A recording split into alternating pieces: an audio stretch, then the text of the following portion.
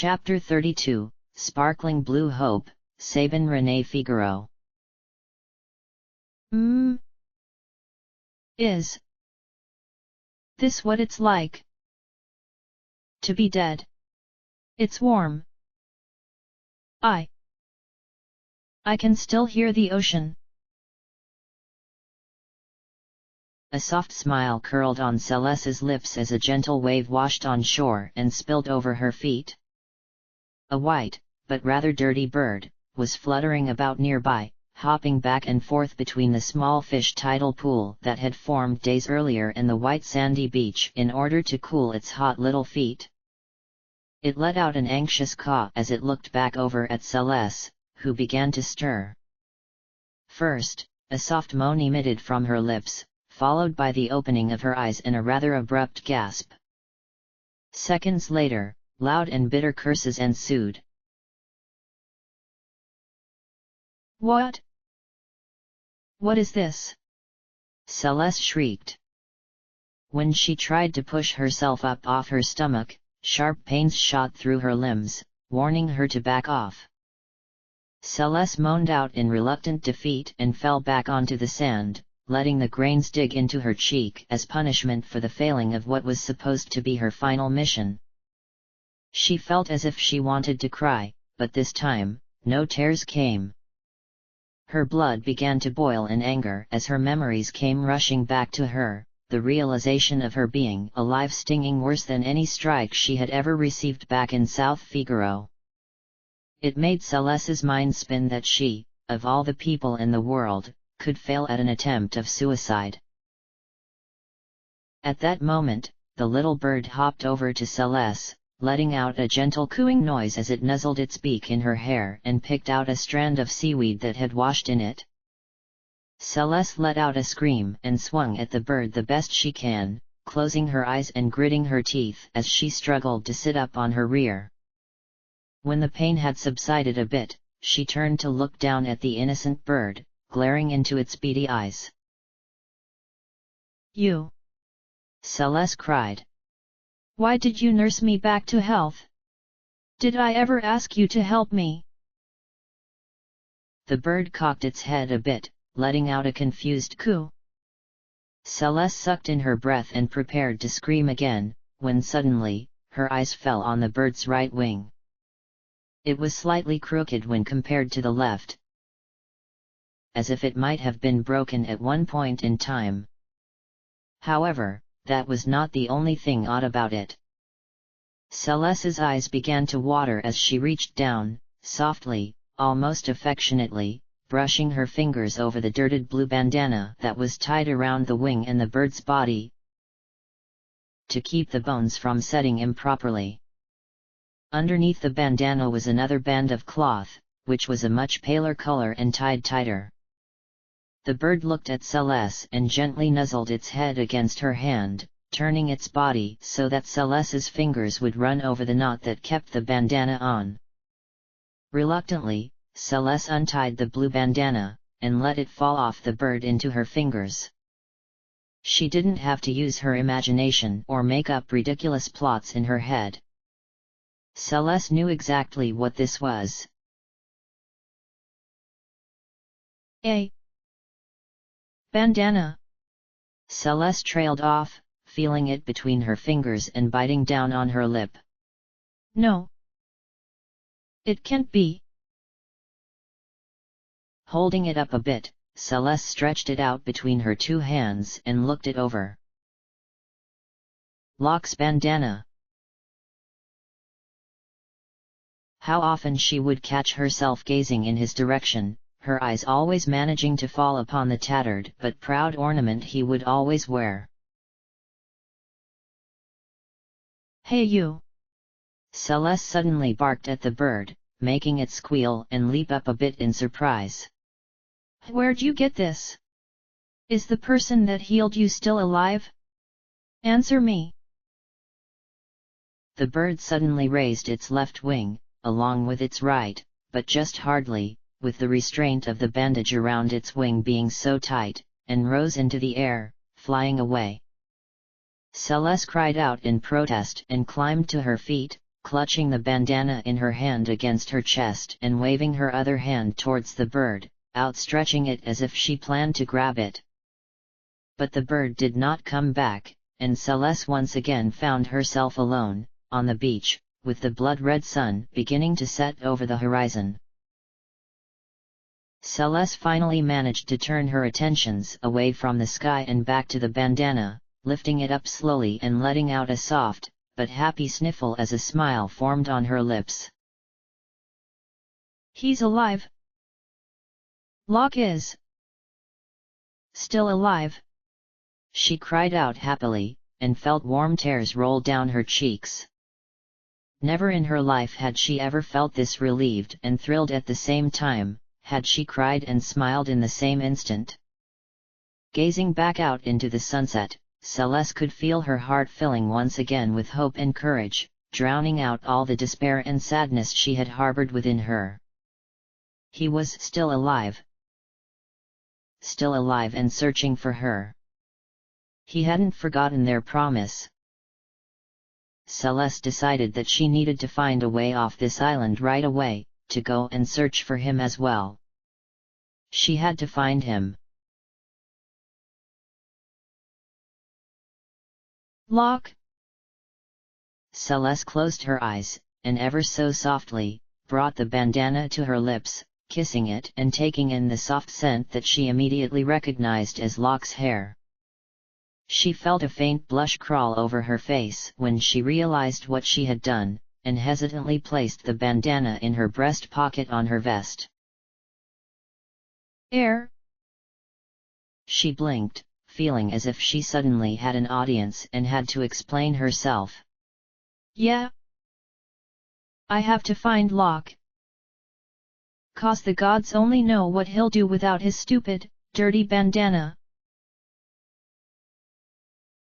After a few hours of plotting and planning on the beach, Celes still found it difficult to actually come up with a solution that she believed would help her safely leave the island and find Locke. Surely, he couldn't be too far away, for an injured bird would never be able to fly such a great length, but right now, everything seemed too very far away when all Celes could see surrounding her was water, water, water. Deciding that she should just head inside for the night, Celes crossed her arms over her chest and made her way back into her home.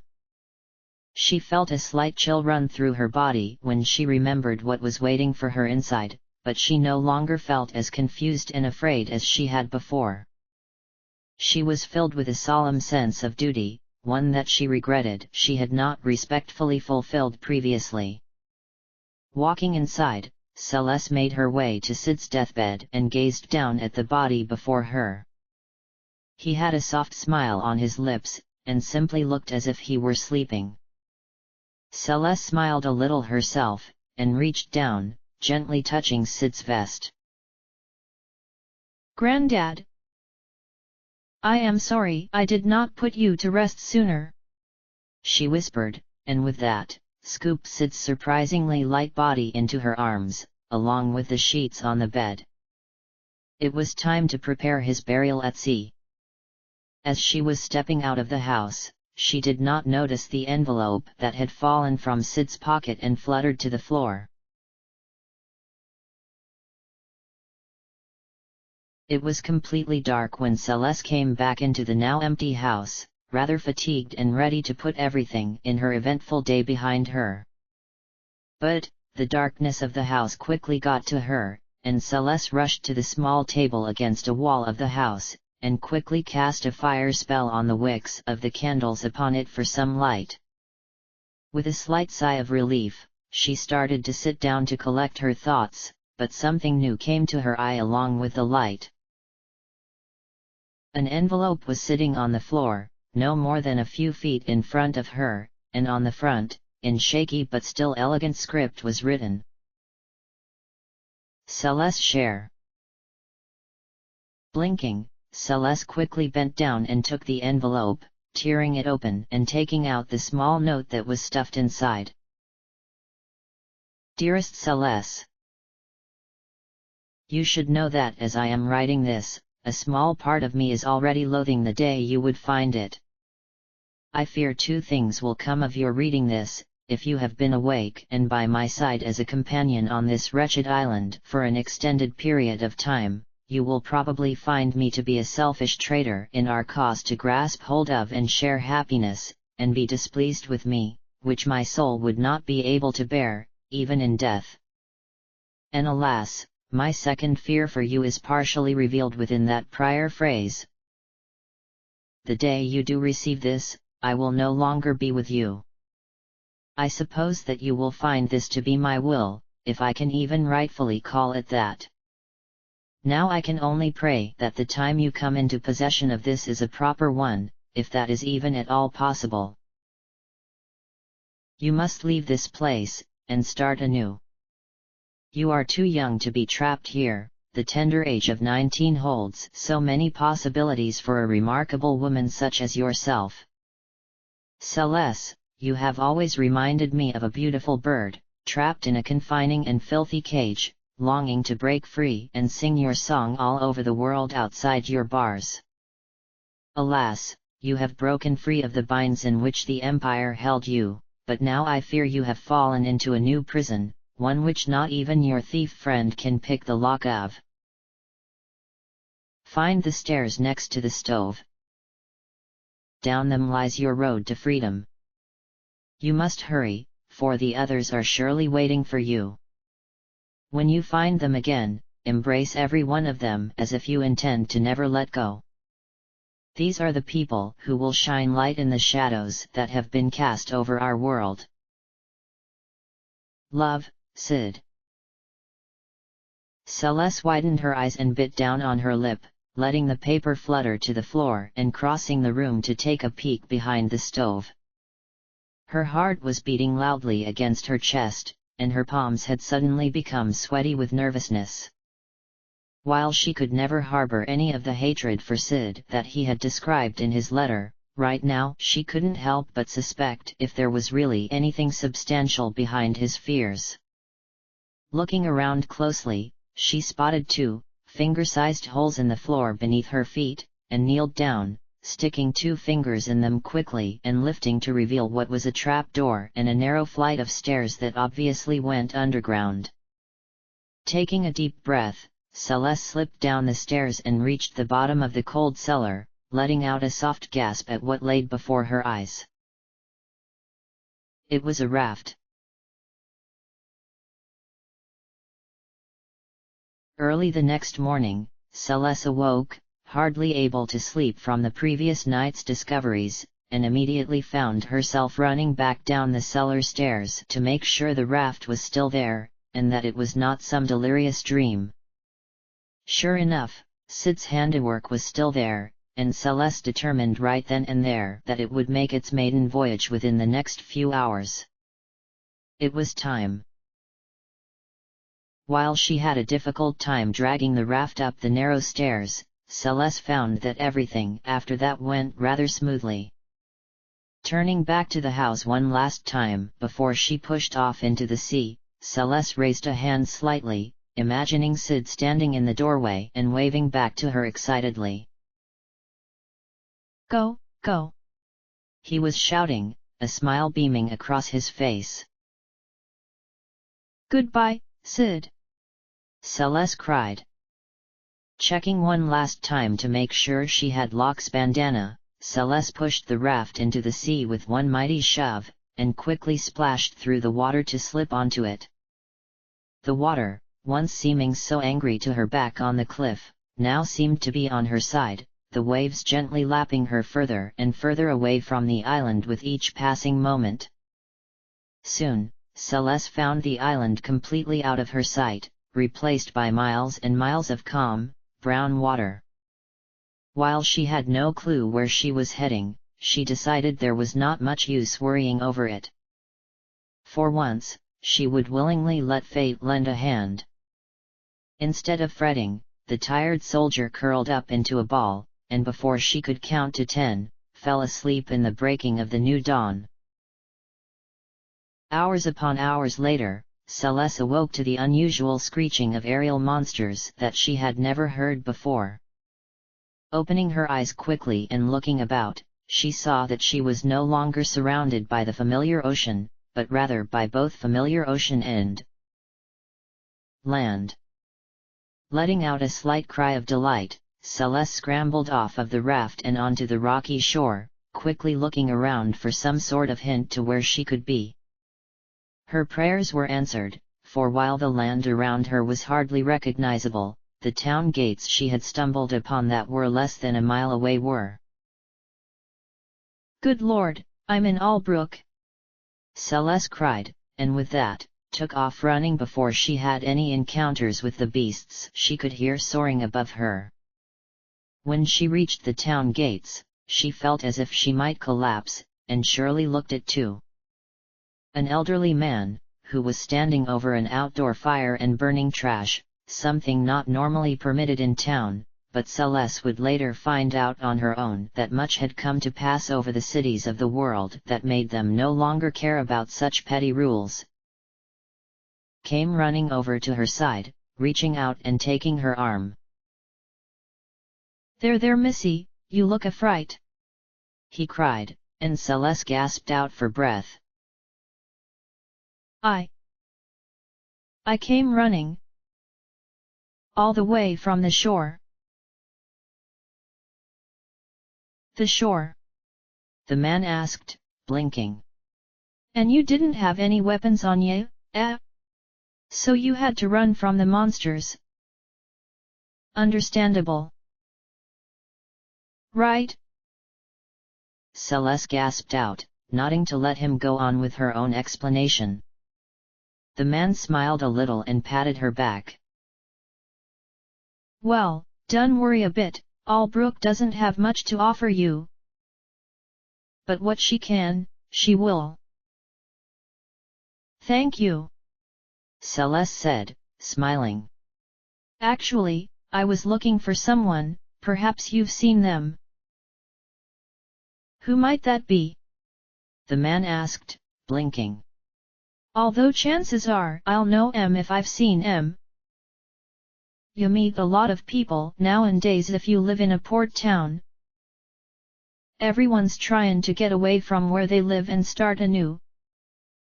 Of course, no one ever decides to settle here. Look at what a mess this place has become."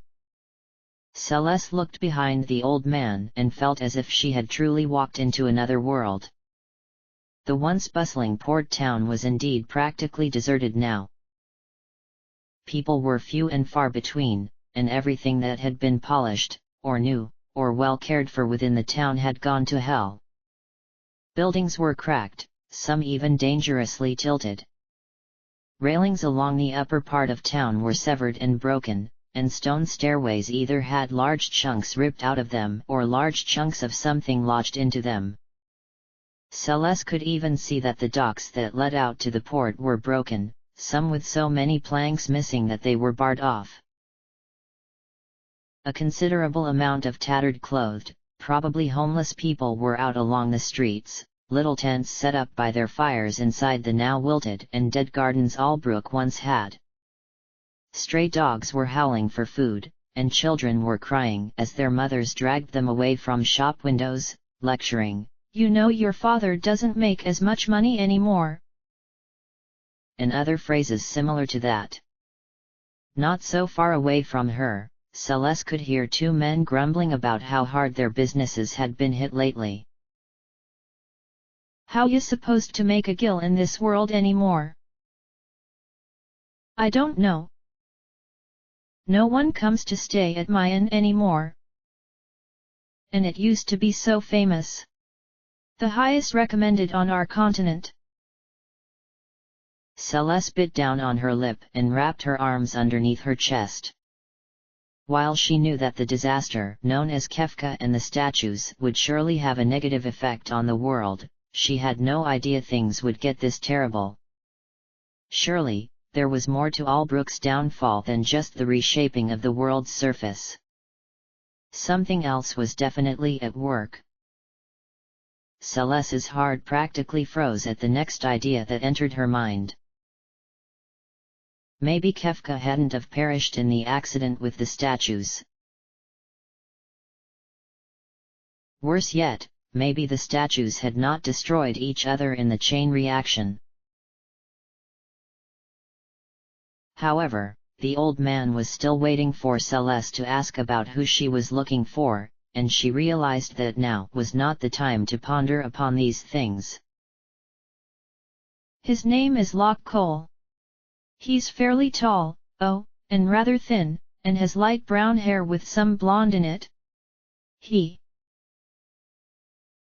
Celes trailed off, finding it difficult to remember much that was distinguishing about the thief, causing her to go into a slight panic.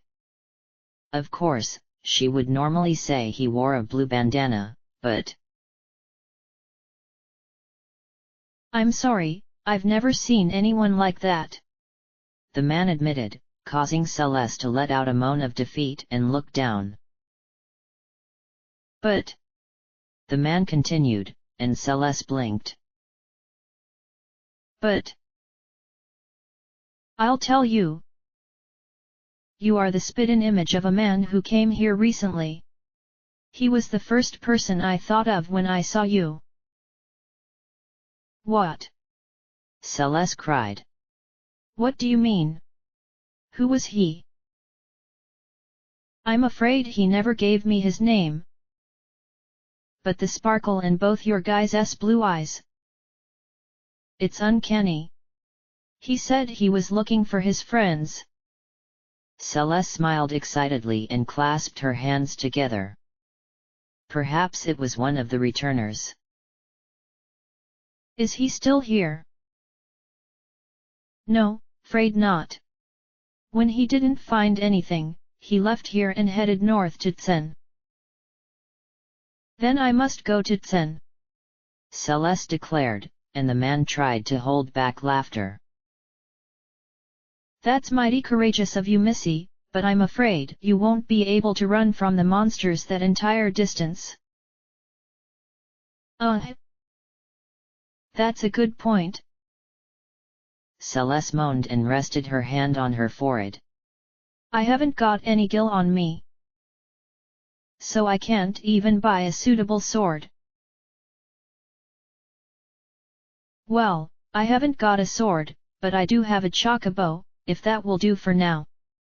Celes blinked and widened her eyes. Really? You'll let me borrow him? Yes, but I'm afraid only for the journey to Tsen. He'll run back home the moment he is dismounted up there. It's a part of his training, you know, in case he was ever stolen. Oh, but that will be plenty for me. Celes smiled, not believing how generous this man was being, especially in a world that looked so bleak and destitute, where no one could seemingly spare anything to another. All right then. My son owns the relic shop just up there. The man pointed towards a sagging building down the road. Go up there and tell him that I gave you the okay to use the bird. Her name is Millennia, and if he asks you for a password, it's the same thing as the name. Thank you. Celes cried happily, and with that, took off down the street to the shop.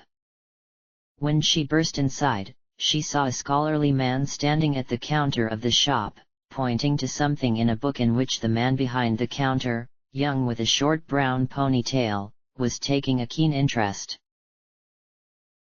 According to this text, it says, 8 dragons seal away this awesome beast. Its name is Crusader. Defeat these dragons, and its power will be released. Wow! I wonder if it's the same 8 dragons that came about when the world came unzipped? Along with Doomgaze and Funbaba. Horrible creatures. Excuse me. Celes suddenly broke in. The shopkeeper looked up and smiled, and the scholar took the book back to a shelf and began shifting through more. What can I do for you? He asked, and Celes leaned over the counter a bit. Your father told me that I could use your chocobo, Millennia, to ride to Tsen. Really? The man smiled, and let out a laugh. I have no doubt about it, either. What do you mean? Celes asked curiously, narrowing her eyes. My father will do anything for a pretty woman. The man laughed again, and Celes turned red. Meet me at the gate in a few moments. I'll have her all ready for you. With that, the man turned and left through a door behind the counter. HMMPH. Celes snorted and crossed her arms over her chest. And I thought he was being generous. The ride to Celes was long distance-wise, but time was definitely saved by riding the chocobo. Milenia was young, and fast, and healthy, and gave Celes an unbelievably smooth ride over the rocky and dusty plains that had replaced the rolling green hills of the southern continent. Well, that is, if it even was in the south anymore. After getting off of Milenia, she let out a gentle kia and ran away, leaving a small cloud of dust from her swift feet. Celes gave a wave and turned towards the gates of Celes. She could already tell the going here was as bad as it was in Albrook, perhaps even worse. However, as soon as Celes climbed the steps to the upper level of town, they were situated right at the entrance. There rang out a chorus of screams and a bright flash of white light. The ground began to shake so violently that Celes collapsed, crying out with everyone else as she instinctively reached up and covered her head with her hands. Was it an earthquake? In a few moments, the flashing light and the shaking subsided, but there were still loud cries and screams coming from the heart of the town. Celes took a deep breath and scrambled down another flight of stairs, gasping out at what was ahead of her. In a midst of panicking people and screaming children, was a house that was clearly ready to collapse over on itself. There were countless holes in its roof and sides, and one side of it was already sinking into the ground. What happened? Celes cried, and a woman turned to her, panic in her eyes. It was the light of judgment. What? Someone must have really pissed Kefka off this time. Another voice cried, and Celes felt her blood go cold. Kefka.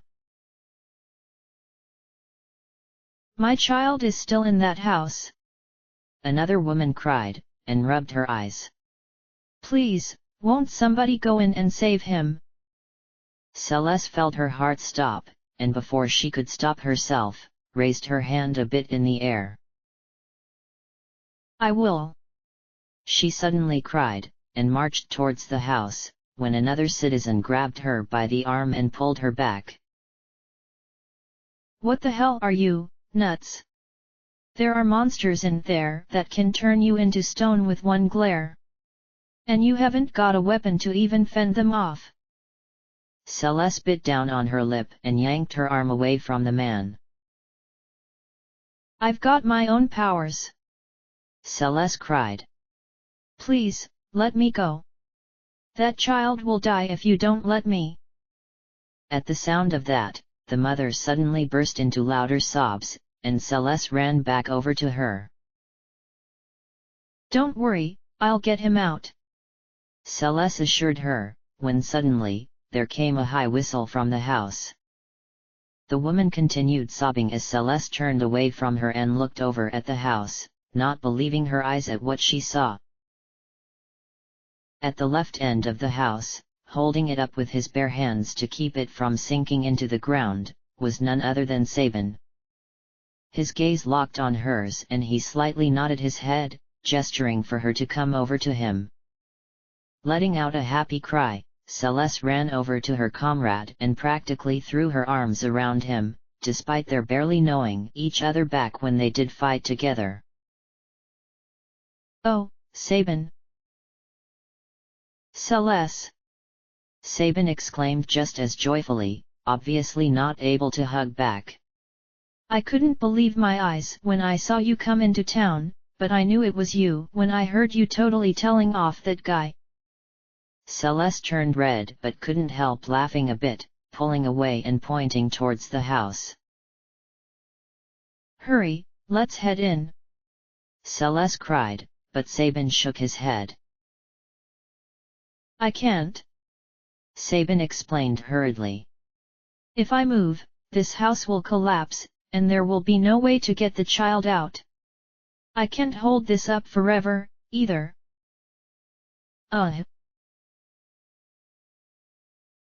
All right, I'll go as fast as I am able. Celes assured, and Sabin shook his head again. Wait, Celes. Take this. In my place. Celes blinked as Sabin made a slight nod towards a necklace around his neck. It was a simple silver chain, but slipped onto it was a beautiful aquamarine and silver ring. Celes reached up and undid the necklace, fastening it around her own neck and blinking. That ring will protect you from any attacks the monsters will attempt to use to turn you into stone. Sabin explained, and Celes nodded, finally understanding. Thank you, Sabin. I promise I'll be right back, with the child. Just please, hurry. He pleaded, and with that, Celes turned and fled from Sabin, throwing open the door of the house and rushing inside. 33. Love Heavy Heart, Tara Branford. Chapter End.